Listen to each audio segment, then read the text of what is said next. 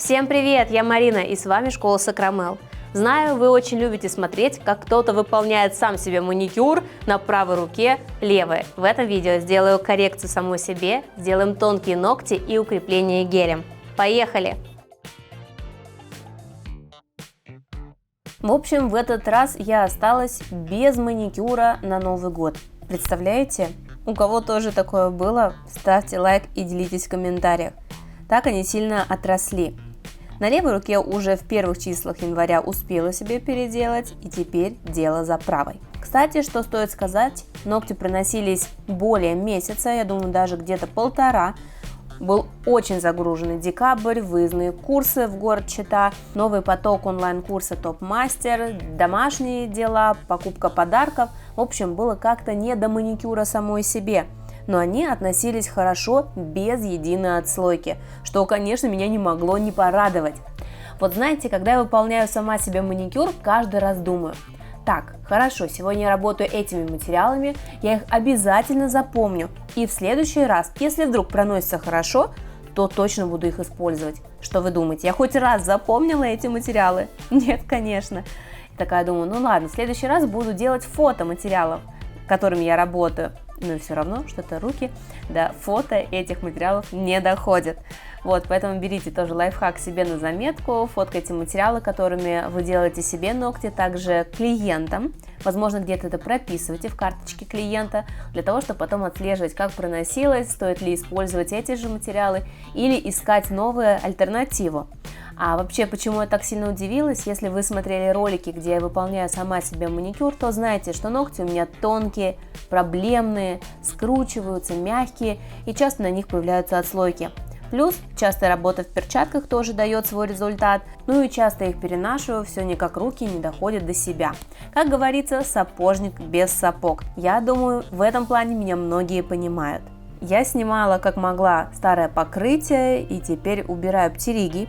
Как видите, кутикула у меня не активная, плюс я еще когда-то подрезала, что-то демонстрировала в некоторых роликах, но в основном много птеригия, и мне очень нравится на себе использовать пушер с кольцом. Я уже много раз вам его показывала, от бренда Stalex, найти его сложно, он не дешевый, но он мне очень нравится.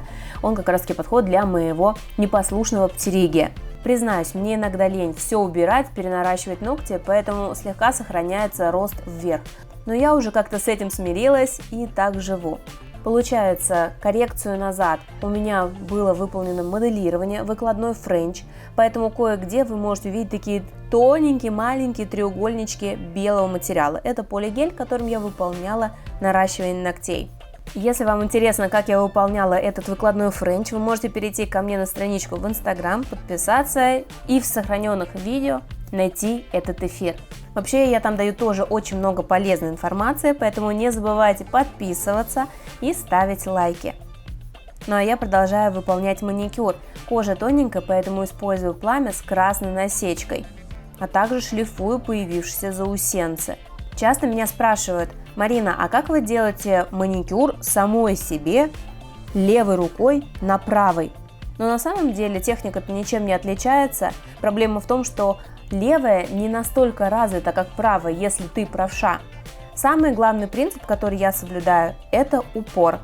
Когда я выполняю снятие, когда я выполняю маникюр, я стараюсь левую руку опереть на свою правую, для того, чтобы насадка не пропиливала ногтевую пластину, а аккуратно счищала птериги. Если работать на весу, без упора, то пропилы вам обеспечены. Я знаю, это проблема многих новичков, которые еще не знают, как правильно работать с аппаратом.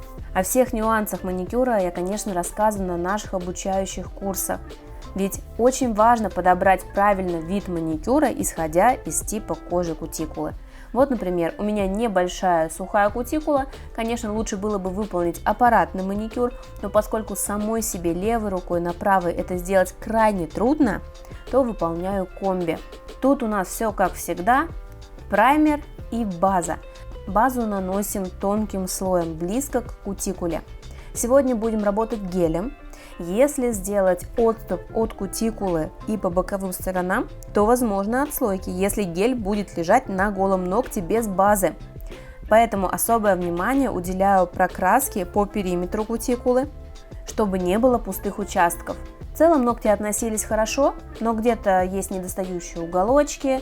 Например, на большом достраиваю этот уголок при помощи густого геля-желе.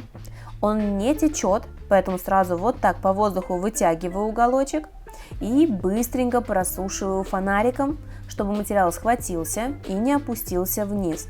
Гель-желе обычно жесткий, прочный, хорошо держит даже тонкий слой, поэтому именно его я использую для реставрации ногтевой пластины. Также вы можете ремонтировать небольшие трещины, если есть. Но лучше, конечно, трещину сначала выпилить, а затем сделать такую заплатку из геля-желе. Тогда будет хороший носибельный вариант. Вот смотрите, просто взяла по воздуху на указательном, вытянула уголочек и просушила. Супер классно. То есть можно тоненько прокрасить боковые стенки для того, чтобы в точках роста была максимальная жесткость и ногти не ломались. Все, теперь эти неровности немножко подпилим. Тут нам не нужна стопроцентная гладкость, так как дальше будет моделирующий материал. Самое главное по форме слегка разобраться и неровности сгладить. Нравятся мои ролики? Хотите знать больше о маникюре? Приглашаю присоединиться и получить доступ к базе знаний школы Сакрамел. Более 20 видеокурсов по цене одного с получением сертификата. Они доступны по всему миру. Подробнее читай в описании. Убираем пыль, такие подложечки у нас готовы. Пока что, конечно, все это смотрится так себе.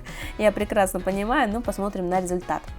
Был у меня вот такой гель-лак от Runail 9205. Мне очень понравился цвет, голубой с блесточками, даже думала его кому-то сделать. А потом подумала, а почему бы не на себе? Как раз еще время года позволяет, почему бы и не голубой оттенок.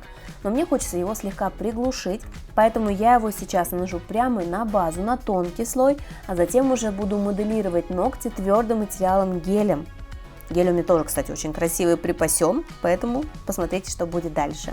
Гель-лак оказался не супер плотным, где-то есть проплешины, поэтому наношу второй слой. Но на самом деле тут стопроцентная плотность не нужна, вы дальше поймете почему. Тут важно в зоне кутикулы аккуратно прокрасить, так как ее будет видно. Ну и, конечно, чтобы не было никаких затеков, потому что помню, что каждый затек у нас становится отслойкой. Ну и вот такой красивущий гель у меня тоже от Runail с блесточками, с хлопьями юки. Я обожаю такой эффект. До этого у меня был наподобие гель, только розового оттенка. А теперь слегка молочный. Он даже практически полупрозрачный, то есть если вы его положите прямо на натуральную ногтевую пластину, то будет просвечивать свободный край. Именно поэтому я сейчас предварительно использовала голубой оттенок. И хочу обратить внимание, в какой слой я накладываю этот гель. Тонко промазала сначала в качестве подложки и потом взяла совсем небольшое количество. Распределяю его так, чтобы от свободного края до наивысшей точки у нас была прямая линия. Отправляем в лампу на просушку и где-то на 20-30 секунде можем поджать при помощи прищепки. Именно благодаря такому тонкому нанесению геля ногти получаются тонкими и прочными. Помним, что у нас, во-первых, есть подложка из предыдущего материала, плюс гель у нас жесткий. Это не база, которая гнется, и поэтому нужен оптимальный слой.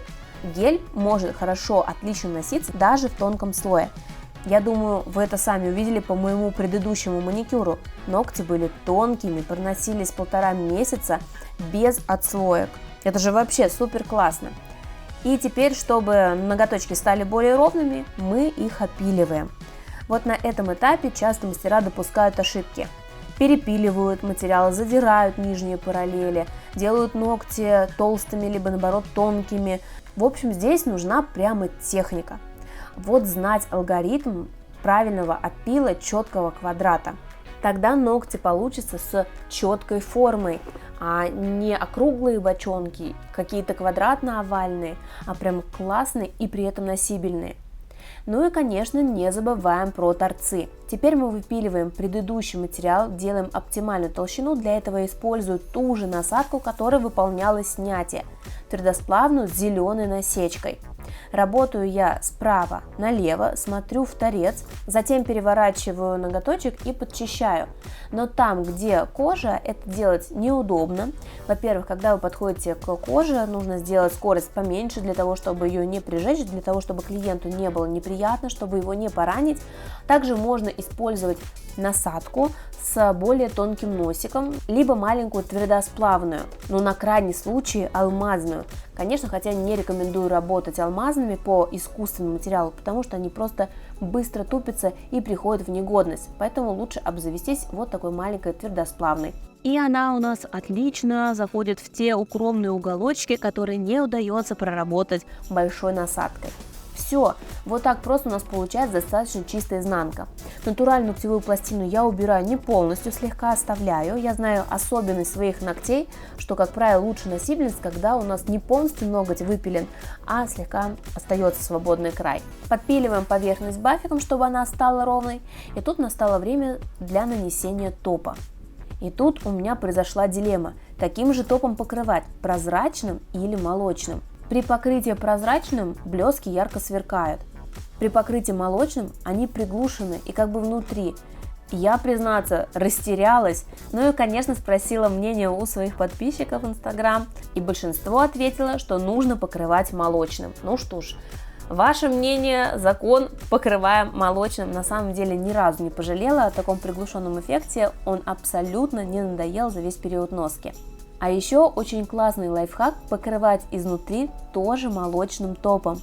Он подстраивается под цвет ногтевой пластины, не виден сильно переход от натурального ногтя к искусственному материалу, и изнаночки смотрятся чистыми, не впитывают в себя грязь во время носки. За счет того, что ногти смотрят вверх, плюс еще было поджатие, правильный опил, выпиливание арки, ногти получаются достаточно арочными, при этом тонкими, а именно наличие арки позволяет сделать прочные ногти. Делитесь в комментариях, сами себе выполняете маникюр или предпочитаете довериться в руки мастера. Смотрите и другие видео на канале, где я выполняю наращивание, маникюр, укрепление на самой себе. Но я желаю всем классных ногтей, всем успехов, пока-пока!